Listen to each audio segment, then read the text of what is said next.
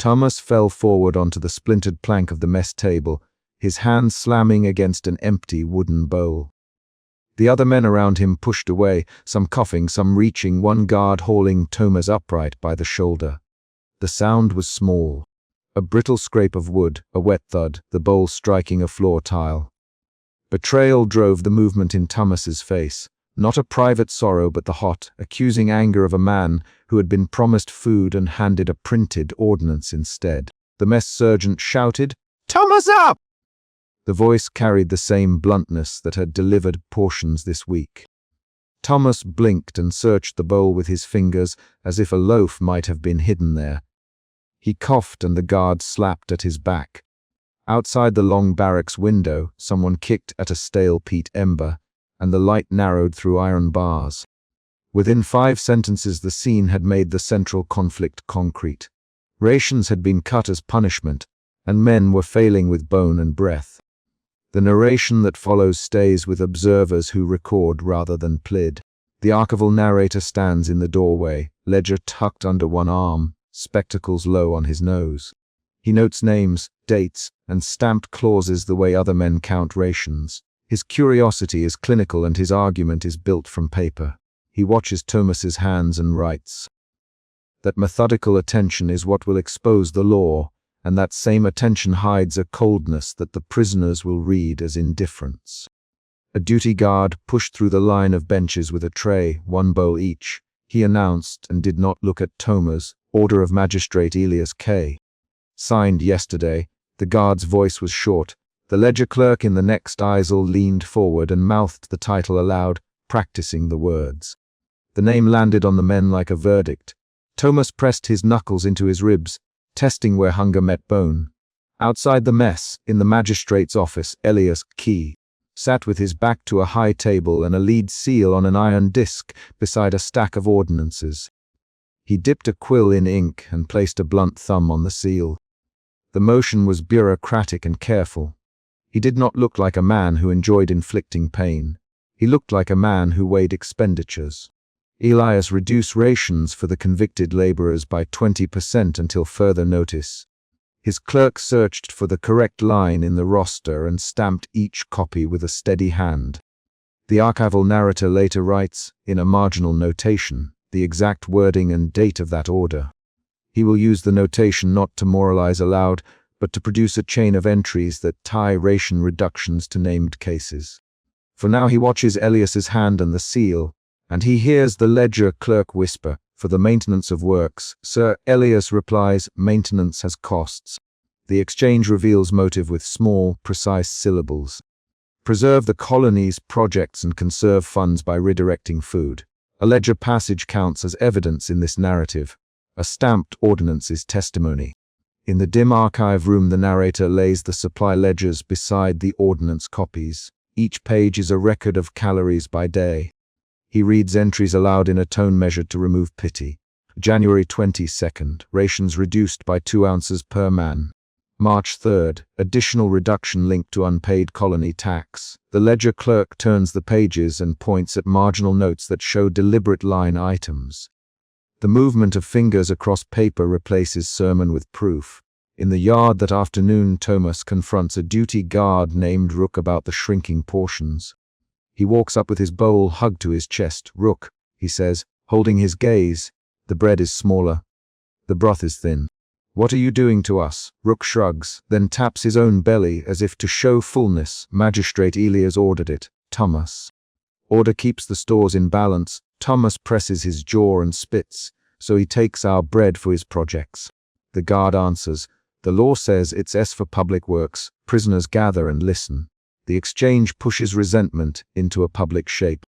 That confrontation widens suspicion among the men. Thomas goes back to his bunk and counts the notches he has carved in wood. His hand trembles when he traces a mark for each day of smaller portions. He does not speak of hunger as an idea. He speaks of weight lost on his frame, of how his collarbone protrudes when he breathes, of the hollow sound his stomach makes when empty. The narrator writes these details without commentary, because the ledger will carry the accusation. When the archival narrator requests fuller records, A magistrate's aide refuses his petition in a curt exchange at the record's anteroom. Access is limited, the aide says, sliding a sealed bundle across the table so the narrator can see the wax without opening it. The narrator touches the seal with a gloved finger and notes the embossed insignia, the magistrate's project mark. He insists, "I need to compare supply logs," the aide replies. "Not today." The aide's denial is not violent, but it is a locking gesture. The narrator's suspicion deepens into resolve. The ledger clerk in the record's anteroom watches the exchange and later slips a folded sheet under the narrator's palm. He does not speak Elias's name aloud in that moment. The clerk's eyes do. The narrator unfolds the paper and sees a ledger line that lists a diversion of grain. August 14th. Allocation redirected to harbor, caused 240 loaves. The clerk whispers. Someone took the entry down the other corridor. The narrator pauses, then whispers, "Name it." The clerk answers, "Elias K." This discovery is the first clear link that changes the story from accident to design. Thomas tries to smuggle a small loaf toward a thinner man named Lyle across the corridor. He tucks the bread under his tunic and moves with a careful gait. A guard named Rook spots him mid-step and shoves the loaf from under Thomas's arm. The guard holds the bread aloft and announces, "The smuggling is theft from the colony." He calls for an officer. Thomas resists. "Let him eat one bite." Someone cries. The guard replies, "Orders are orders." They drag Thomas before a magistrate's emissary and announce a further ration cut for all offenders. The public punishment makes petty resistance a catalyst for harsher law. The smuggling incident produces anger in the yard and in the archive. The narrator writes a short entry that evening. Smuggle incident escalated. Public punishment declared. Additional ordinance drafted. He notes the emissary's rubber stamp imprint on a notice posted by Dawn. The posting is a small rectangular paper, yet it carries authority. Men gather and trace the words with filthy fingers. Thomas hears the clause aloud. Further reductions for smuggling or insubordination to be imposed immediately. The phrase falls like a commandment with practical consequence. Fewer calories across the board. Night falls and the infirmary becomes the scene for the punitive distribution. The magistrate's emissary stands under a guttering candle and reads the stamped clause while attendants shift an unconscious Thomas onto a pallet. The archival narrator follows the emissary's voice with his eyes and with a pen. The clause is read without flourish. By order of Magistrate Elias K. Convicted laborers shall receive reduced rations in accordance with Ordinance No. 107. The emissary stamps the ledger and sets the stamp down with a small, satisfied sound. This is the peak of enforcement. Paper recited aloud while a man dies of deprivation. Thomas wakes only to gag and lurch. He hears the emissary's foot on floorboards and the whisper of cloth as attendants remove his blanket. He tries to speak, but only a thin groan escapes. Thomas' breath is shallow. His fingers pull at the edge of the pallet. "Thomas," one attendant says. "Thomas, stay with us." He squeezes a hand around his stomach, as if to hold what little is left inside. The narrator copies the emissary's stamped clause into the ledger and pauses, then writes the time in the margin. That notation will connect the night's deaths to the law. The infirmary scene contains sharp, quick dialogue. "Who signed this?" The ledger clerk asks Elias K. The emissary replies, "Why reduce them now?" The clerk persists. "Costs, maintenance." The emissary says, "We keep the colony running." The clerk replies, "We keep men dead." The exchange is 3 short lines that push argument into the open. Elias' name is repeated like a lever moving the machine. At dawn, survivors gather in the courtyard to register losses. The archival narrator sets an empty page into a ledger and, with a clean quill, lists the names of those who did not make it through the night. He writes Lyle, Garn, Mateo, and leaves a blank beside Thomas until his name is confirmed. A ledger clerk reads each name aloud and a low murmur goes through the group. One man says, "Mateo had not eaten in 3 days. Another replies, "We saw him at work. He collapsed by the latrine." The details are concrete and sharp. The narrator notes each causal connection. Fewer rations, collapse, death. The public tally changes the emotional shape among the men. Where there had been quiet suspicion, there is now accusation and fear. Thomas sits in the shadow of a column and presses his palms to his cheek. He speaks only once, and when he does his voice is a rasp. They wrote it down. They put their name on it. The narrator writes that sentence verbatim. The men around him look toward the magistrate's wing. Rook meets Thomas's gaze and does not turn away. The guard's jaw is tight. He says nothing, but his posture shifts from bureaucratic shrug to an alertness that suggests he understands consequence. In the records anteroom, the archival narrator seals a copy of the ledger into a small chest. He uses wax and an iron stamp. The wax takes the impression and cools quickly. He closes the chest and declares aloud, "This will be lodged with the colony registry." The ledger clerk nods. "Record it now," the clerk says.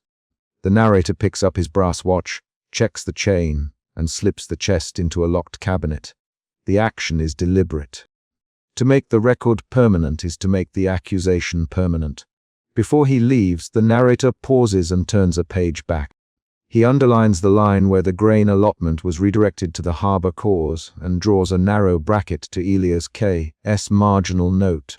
He says once quietly but clearly, "Elias K. signed for the harbor cause." The clerk replies, "He did." The narrator takes a final breath and closes the archive door, sealing sound between wood and iron. The chapter ends with a concrete, situational beat. As the narrator walks down the corridor toward the magistrate's wing, a clerk runs in and slaps a new notice onto the records board. The clerk says, "An order from the governor. All sealed ledgers must be produced for review immediately."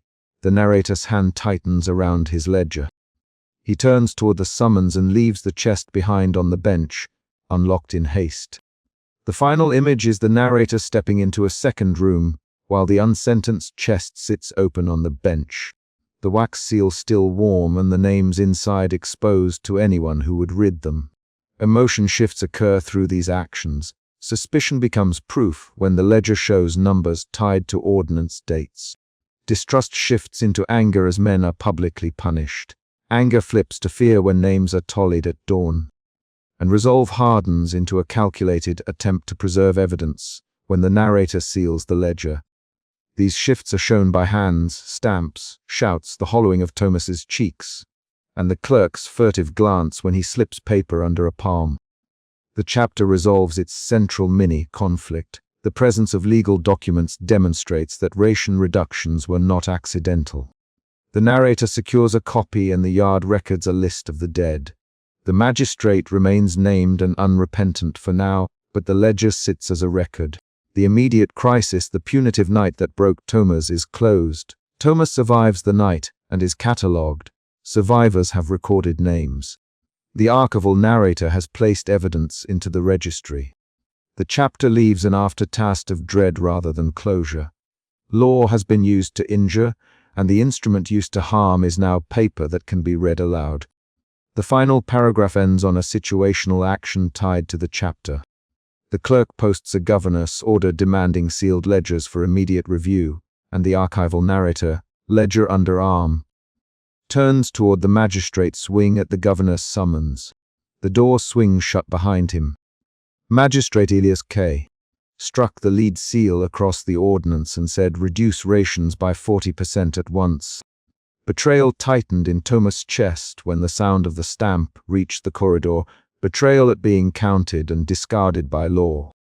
The archival narrator recorded the motion of the seal with a steady hand, noting the date, the signatures, and the stain at the margin where the magistrate had pressed too hard. Clerks bent over ink and tally marks. One clerk, eyes flicking toward the door, paled as he wrote the new quota. Within that same breath, a guard shoved a folded copy toward the quartermaster with a grunt that sounded like a verdict. The council chamber smelled of oil and iron. Elias K. folded his hands over the ordinance and spoke without raising his head.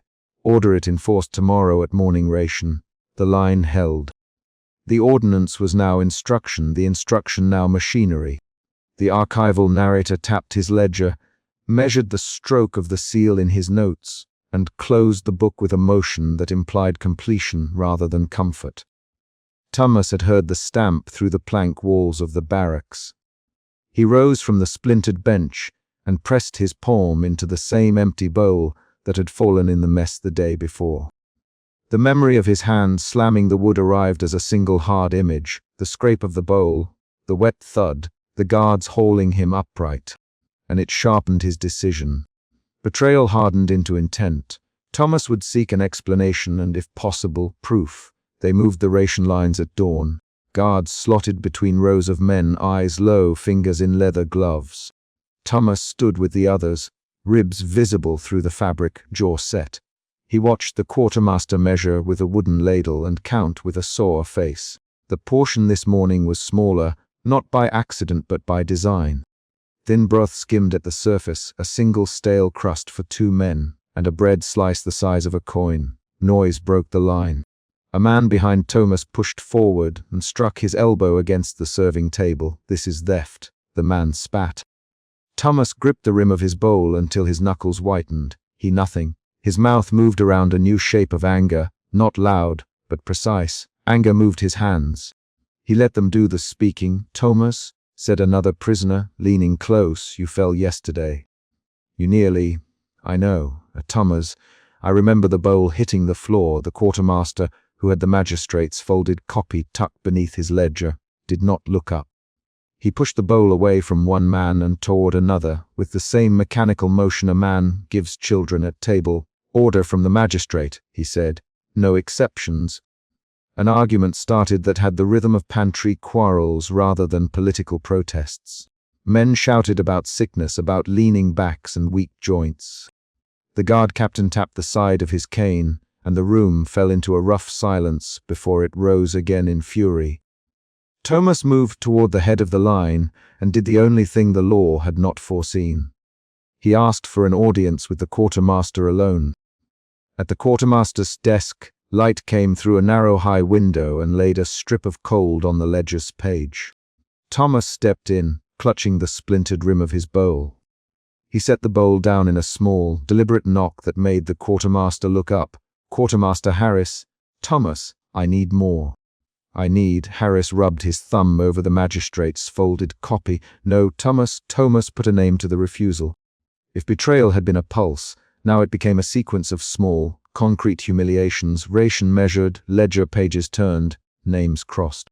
He opened his mouth and the words came rough. "Why reduce us?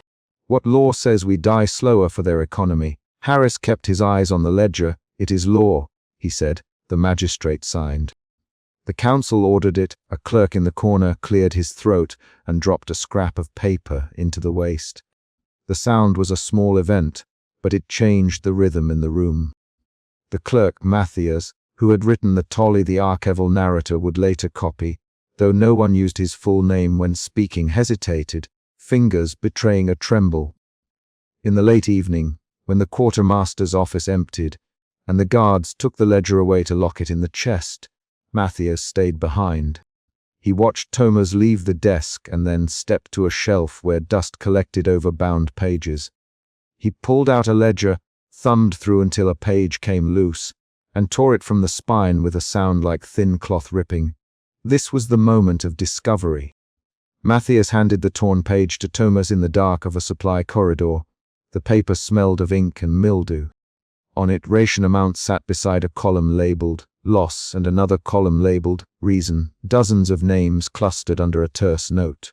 Quota reduction, population control, numbers marched down the right-hand column, sick, dead, transferred, and a separate column with dates.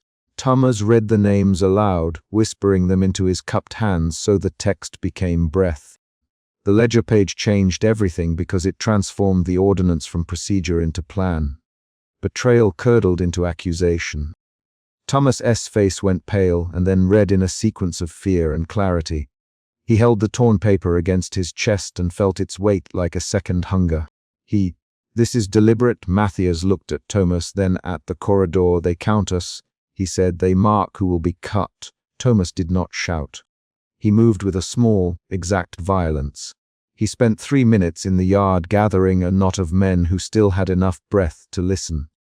He showed them the page and let them read the neat, indifferent handwriting where flesh had been reduced to columns. Thomas spoke slowly so each sentence could stand as a fact. "They cut the bread. Thomas, they call it economy. They write our deaths in a ledger and stamp it with a seal. We must refuse the new portions, refuse quietly, refuse together. His hands trembled. He kept the torn edge of the paper between thumb and forefinger, as if the raggedness itself could make argument. An argument followed, measured and quick. "Thomas," said Joran, one of the men from the mess line, "if we refuse, they will beat us." "We have been beaten," Thomas replied. "We have been starved. If we show them the paper, they have to answer. You cannot show it to the magistrate." Someone hissed. "No," said Thomas, "we show it to the quartermaster, to the men who serve, to anyone who keeps a ledger honest. We force them to see their writing." The plan was less grand than revolution. It was refusal at the serving line, a mirror held up to a handwriting. They tested the ordinance 2 mornings later. Thomas and 3 others stepped back from the serving line when the ladle came for them. The quartermaster's aide lifted an eyebrow, and the guard captain crossed his arms. Thomas held the torn page in plain sight and set his bowl on the table, its rim clean and empty. "Thomas," the captain said, "step forward." Thomas did not move. He met the captain's gaze and let his mouth do what his hands could not. "This is recorded," he said. "Look at what your ledger says." A skirmish of voices broke out. The quartermaster barked that the ration must be eaten, and that refusal would be punished. Men pushed, one man reached, and tried to grasp the ladle. Guards formed a line like teeth around the mess table. Thomas heard the quartermaster run to the telephone. The distant clack of the officer's call brought an immediate sense of escalation. The quartermaster's voice in the hall was clipped. "Report to Magistrate Elias at once. There is disobedience in the mess." That call was the signal for the cycle to tighten. The guard captain ordered names. The men who had refused were pulled by the elbow and led to the courtyard. Thomas kept his chin up. His breathing was shallow, his hands clutching the torn ledger page until the paper softened in the sweat of his grip.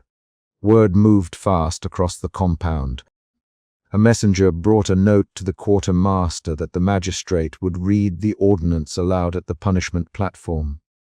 The announcement was meant to humiliate, to publicize the law and its enforcement, so the men who might consider dissent would understand the machinery that could be turned against them. At the platform, Magistrate Elias K. stepped forward wearing his faded official robe and the seal on a cord about his neck. He placed the ordinance on a small stand and cleared his throat. Around him, overseers unrolled lists. The quartermaster held a ledger with fingers drummed like a metronome.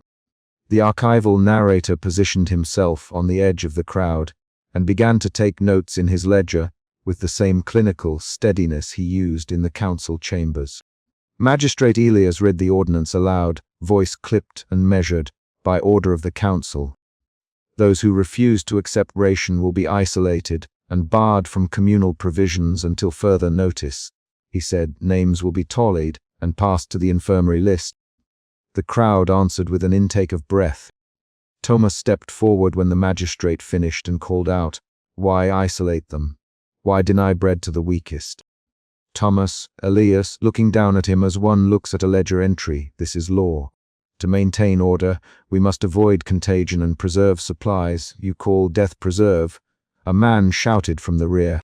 There followed a sequence of rapid lines, sharp and short, where voices collided. "Thomas," said the guard captain, "step back." "Elias, you signed this!" Joran cried. "Joran, you will be noted," Elias answered. "Who decides who will be cut?" Another voice demanded. The quartermaster reports. "Elias, I adjudicate." The magistrate's insistence on procedure ignited fury. Men pushed against the rail, some cried out in anger, others in fear. Thomas felt the blood retreat from his face and then surge. His knees buckled and he collapsed onto the stone step, hands clutching at his stomach as if the pain inside could be held. This collapse was the chapter's peak. Thomas's body folded under enforced deprivation while the magistrate read law as if it were a prescription. Guards closed in and dragged Thomas a short distance, holding him by the shoulder and wrist. The archival narrator recorded the names taken that day and the time of the collapse in precise script. The magistrate did not pause for compassion. He signaled the ledger clerk to pass the list of names to the infirmary. The clerk, shaking, flipped pages and recorded each name with an even hand. Thomas, several others. The ledger's ink sank into the page and dried as if sealing fate. Afterward, the compound returned to its enforced routine. The guard captain ordered the isolated men moved to a separate wing with thinner blankets and locked doors. The quartermaster adjusted supply lines, and the ledger took on a new column. Isolation date. The archival narrator watched as the administrative machinery resumed its calm. He wrote the timestamp with the same detached clarity he had used when noting the seal. A small scene of cruelty followed. A scribe updated death and infirmary ledgers by candlelight, hands clean but precise. He added names to the list and then sent the page up through channels that would translate names into numbers for central records. The scribe's motion was a slow, mechanical folding over of responsibility. That night, the torn ledger page moved again. Matthias, pale and trembling, met Thomas in the corridor where the bunks ran tight and the straw smelled of sweat. He slid the ragged paper into Thomas's bowl and whispered, "Hide it, show someone outside." "I will tell a servant who owes me a favor." Thomas pressed the paper against his chest and felt its wetness from his sweat. Anger had become resolve. Betrayal had become a determination that the ordinance written cruelty would not remain hidden. Who will you tell?" "A woman named Hester, Matthias. She packs for the magistrate sometimes. She owes a debt to a miller in the West. If she moves, a rider can carry a copy." There was a twist then, small and sharp. Matthias, the ledger clerk, had once served in the magistrate's house as an apprentice and knew Hester, who moved between houses. That connection changed the scale of the ledger fragment from secret to potential evidence beyond the walls. Thomas lay awake that night and turned the torn paper under his palm. He thought of the bowl that had fallen in the mess hall, the sound of it against stone, and the way guards had hauled him upright. He pictured the magistrate pressing the seal, the ink sinking into paper. He thought of names added to lists and the scribe's clean hand. He felt fear flare and then shrink into planning. In the early hours, a servant came to the barracks corridor and whispered to Thomas. She was a woman who had carried bread to the magistrate's household and now traveled with trays between kitchens. Her eyes darted like someone keeping time. Her voice was low. "A rider waits beyond the western gate," she said. "If this page reaches the miller, someone will read it where the magistrate cannot order its burning." She pressed a folded scrap of cloth into Thomas' hand. "Hurry." Thomas folded the torn ledger and slid it under his tunic.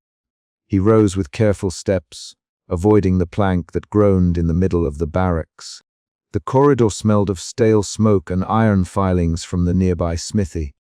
He passed the archival narrator as the narrator stood by the stairwell, his ledger tucked beneath his arm. "Thomas," the archival narrator quietly, voice flat as notation.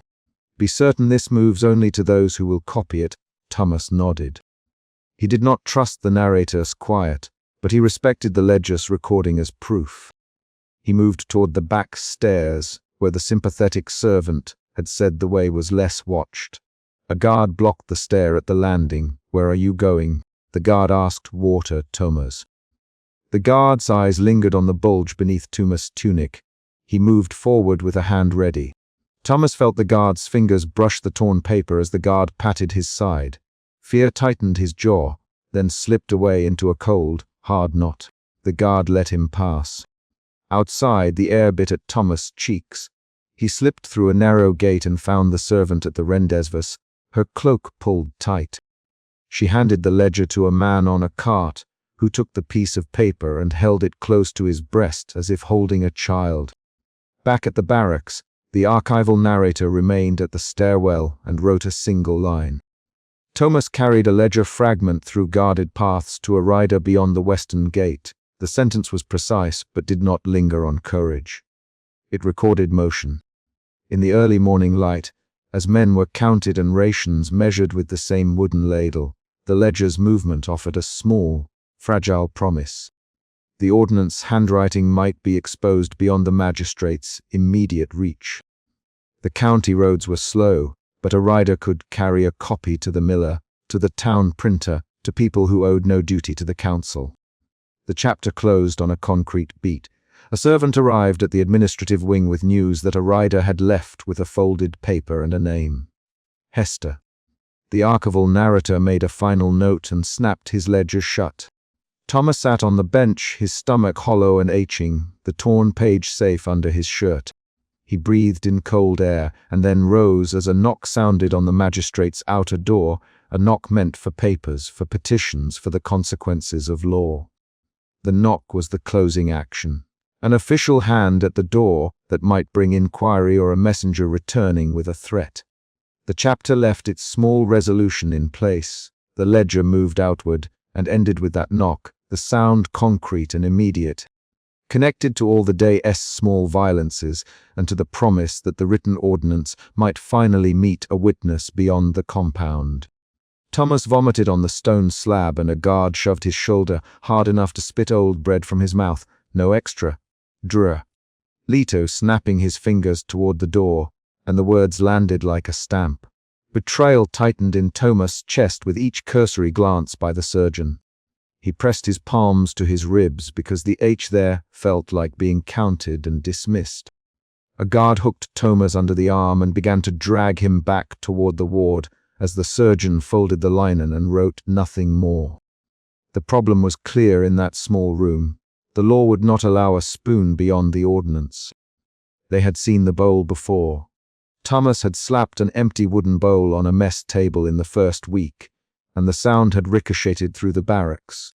Magistrate Elias K. had sealed the ordinance 2 days later. The seal was still on the paper when Thomas came into the infirmary. Those two things, the hollow hit of wood and the lead stamp, sat across the ward like measuring sticks. Thomas tried to speak as Kellen hauled him upright. Please, he rasped once, voice thin. Please, Thomas, Sergeant Kellen, not softening, hands behind your back. His fingers closed on Thomas' arm like a cuff. Thomas' knees buckled. He did not fall cleanly. He toppled and hit a bench, and his head cracked the wood with a dull report. Dra. Leto bent, checked a wrist, and nodded at Kellen. He'll live. No extra rations. Follow the docket. He wrapped a strip of linen around Thomas' head and did not look the man in the face. That exchange set the chapter's first shift. Thomas entered the infirmary hungry and resentful. He left groping for breath and the taste of bile on his tongue. Resentment hardened into suspicion as he watched the surgeon close the door. Suspicion would become a slow, logical thing for others in time, a ledger, a scratch in a margin, the arithmetic of absence. The archival narrator stood beneath the low lamp in the archive anteroom and counted names on a mortality register. He tapped the page with a gloved finger and found a line gone blank where a name should be. He traced the faded ink until he found 2 more. The entries were there one day, gone the next. He pinched the bridge of his nose and called for Scribe Maris. Maris arrived with a lantern and a thin cough. You found it, she asked. Her hands shook when she set the lamp down. 2 erased entries at the end of October, 1 absent for November. The narrator. He laid the register flat, checked the ward lists. Bring the ledgers from the magistrate's desk. He did not raise his voice. He did not need to. The ledger would do the speaking. They worked in a hush broken by the scrape of nib on paper. Maris read aloud the roll calls and the narrator marked names. Thomas, Maris, Thomas appears in July, again in August, then nothing in September. But here, she tapped a stitch in the binding, pricked the seam. The narrator ordered. He slid his finger under the thread. The cloth gave. A paper edge slipped out, stuck fast. He pried. The hidden page came loose like a secret pulled from a sleeve. Paper that had never seen public light showed a column of marks, a small black slash beside some names. The word disposable in a shaky hand by others. Silence stretched. Their suspicion turned to a sterile clarity. The ledger did what the infirmary could not. It tied faces to policy. In the magistrate's council chamber, Elias K. spread a new enforcement docket on the table. Flame from the candle threw his profile into relief. His fingers left small ink stains on the margin. Councillor Hargreave folded his arms. Treasurer Lynn flattened his palm against the paper and did not look up. We must tighten provisions. Elias, 40% will do.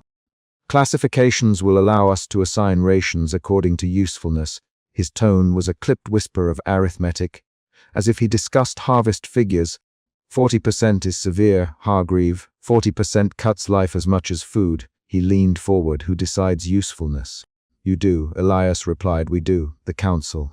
The orders will stand. He pressed the lead seal to the ordinance, and the stamp sank into the wax with a small authoritative crack. Elias, Lynn.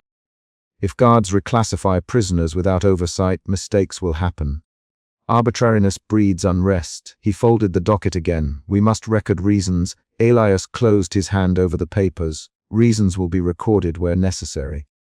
We cannot feed idlers and troublemakers while the coffers strain. He tapped the seal, and the sound traveled down the corridor like a verdict.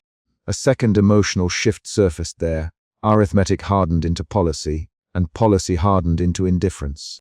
The council's argument moved from calculation to moral denial. Hargreaves' protests fell back on process. Lynn's caution veered into self-preservation. Elias' calm voice rearranged their principles into a ledger entry. The meeting ended in a small, formal silence. At dawn, the yard smelled of damp straw and the metal tang of breath. Guards read names and categories from a slate. Thomas stood in the sun and watched as the list shortened and then closed like a trap. When the guard called his name, Kellen stepped forward. Thomas. Kellen into the register, lowest tier. Collect your band, move. His voice held no malice, it held procedure. Prisoner Anna shouted from the ranks, No! You can do this to him! She pushed forward, nails digging into her palms. He worked in the ovens. He kept the kettles from spilling. Elias owes him a record. Kellen swung his baton in a small arc, a warning that caught air. Anna, stand down. Names or pain. Choose. He at fast, flat. Thomas. Anna cried again. Thomas, they lied about you. They lied about the counts. She looked toward the magistrate's house, as if the brick could answer. Kellen grabbed Anna by the shoulder and forced her backward. Anna, shut it. This is the law. Move. The ensemble of guards formed a ring. The reclassification became performance and punishment at once. Thomas did not speak. He let the insults slide across him. The emotion that took him then was quieter than anger, resignation. He lifted his head and walked with the others. Back in the archive, the narrator and Maris taped the loose page to a fresh sheet. The column read plainly. Names with slashes, a small notation for reduction, beside some, and the hidden word that explained the pattern. They catalogued each instance, then matched them to ward lists. The math was cruel and exact. Each ration cut correlated with a spike in infirmary visits within weeks. Look at this. Maris, pointing at a ledger line. Thomas appears here. He moved into lowest tier the week after the ordinance. Her fingers trembled against the ink. The narrator folded his hands. He had recorded officials for years. He had seen poverty and neglect. This was different. This read like deliberate design. They made copies with thin tracing paper and stitched them into a notebook. Maris kept murmuring dates. October 22nd. October 29th. November 3rd. The dates landed on the table like small metal discs. Each one struck a sound. A footstep interrupted them. The archive door creaked. Midnight came moving down the corridor in a soft step. The narrator hid the original ledger under his coat and slid the copy into the lining of the brass watch he carried. He had the pocket watch in one hand, its back warm from his touch. There was a mini cliffhanger when the door opened and a shadow fell across the threshold. They froze with hands on the papers. A voice said archivist. It was Magistrate Elias. Time shortened into the tight snap of a guard's boot. The narrator kept his mouth closed. Betrayal shifted into urgency. The ledger had to be shown or hidden right then. He steeled his breathing and set the copy back into the watch. He smoothed his coat and walked down the corridor to the archive hall where Elias waited beneath a hanging lamp. Elias did not pretend ignorance. He lifted his chin as if he had expected discovery. You have late hours, narrator, he said. What do you keep that should be better left bound? His voice was flat. His eyes watched for betrayals in faces. The narrator placed the ledger on the table and slid the loose page forward. Records do not lie, he said. They name those who were marked. They show that ration reductions match a marked column. I found a hidden seam. He spoke in the measured cadences he used for depositions. Elias's jaw tightened. You presume a great deal. Why would I mark anyone disposable? Maris stepped forward and spat. You sealed the ordinance. You signed the docket. They starved after you cut the rations. Her voice cracked, small and raw. Elias's features smoothed into a bureaucrat's civility. Scribe Maris, you have overstepped. This is administrative. Arresting me for following budgetary necessity is idle. These claims must be brought properly. You know the process. He tapped the ledger as if it were a pest that must be stamped. Process will bury them. Maris, they are dying now. She bent and pointed to the ledger. Look at Thomas. Look at Anna's brother. Look at the spike in the wards. Names are crossed. Disposable. Not a mistake. A column. Her breath came fast. The words rushed out. Elias squared his shoulders. Guards, he said. The sound summoned Kellen, who had been listening beyond the lamp's circle. The confrontation became quick and physical. Kellen moved first, hands on the ledger.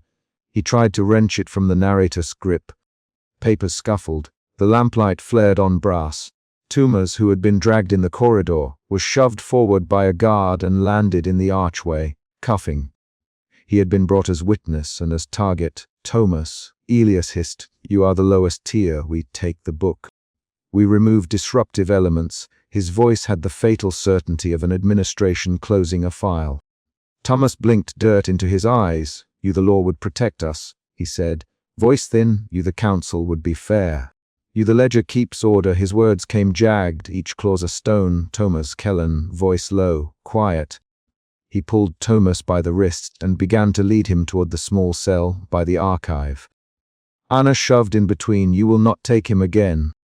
She shouted, you cannot hide what you wrote here! Her nails left red crescents on Kellen's hand. Kellen shoved Anna backward. Move, Anna, now. Or you will learn the cost of interference. The wariness in his tone told that the guard had orders that would not respect protest.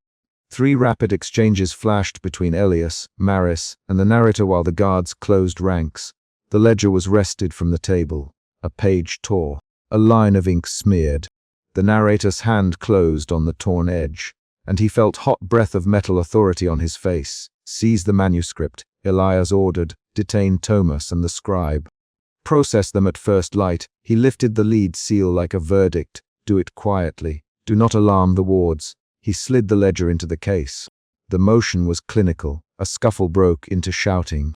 Maris yelled, you can bury this? The narrator tried to grab the watch, but a guard's knee knocked his hand aside.